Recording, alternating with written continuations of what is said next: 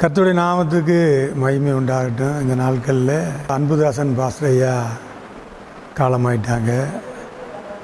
அவர் ஒரு நல்ல நண்பர். நம்ம எங்கே நின்றாலும் நேசிப்பார்,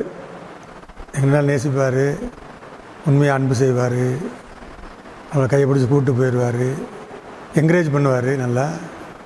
அப்படிப்பட்ட ஒரு நல்ல அன்புக்கு ஏற்ற ஒரு மனிதன்.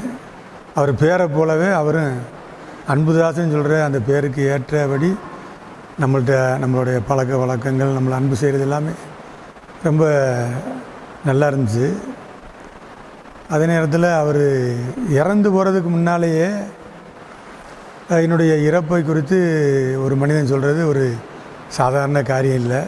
எல்லாரையும் பார்த்தோம்னா திடீர்னு இறந்துட்டாங்கன்னு சொல்லுவாங்க.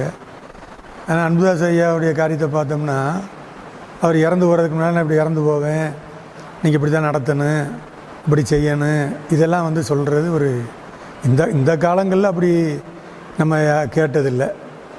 அந்தளவுக்கு பாருங்கள், ஆண்டவர் அவரை முன்னாலேயே நடத்தி அதை அவருக்கு உணர்த்தி, அது ஒரு பெரிய ஆச்சரியமான காரியம். ஆண்டவருக்கு ஒரு மகிமையான பகுதி தான் அது. இப்படி ஒரு காலங்கள் சீக்கிரமாக ஆண்டவர் எடுத்துட்டாருன்னு சொல்கிற மனதில் ஒரு வேதனை இருக்குது. ஆனால் அவங்களுக்கு பின்னால் இருக்கிற தாசர்கள்லாம் அந்த ஊழியத்தை சிறப்பாக செய்யணும், குறையே இல்லாமல் அந்த ஊழியத்தை செய்கிற அளவுக்கு அவரோட இருந்த ஊழியக்காரங்களை ஆண்டவர் நல்ல நேர்த்தியை நடத்தணும். கர்த்தர் நாமத்துக்கு மகிமை உண்டாகட்டும்.